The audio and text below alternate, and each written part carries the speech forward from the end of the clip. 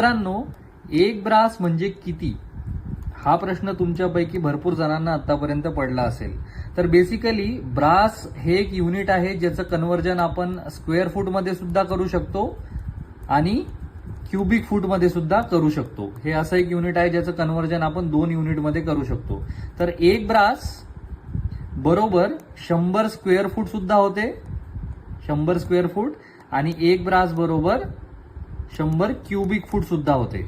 तर बेसिकली आता आपण एक ब्रास बरोबर 100 स्क्वेअर फूट केव्हा पकडायचं आणि 100 क्युबिक फूट केव्हा पकडायचं ते आपण बघू.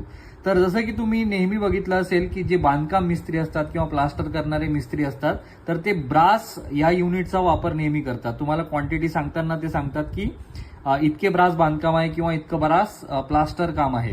तर बेसिकली ब्रास जेव्हा तुम्ही बांधकाम किंवा प्लास्टर यासारख्या कामांसाठी हे युनिट वापरतात तर त्या ठिकाणी तुम्हाला हे युनिट कन्व्हर्जन वापरायचं आहे. एक ब्रास बरोबर 100 स्क्वेअर फूट.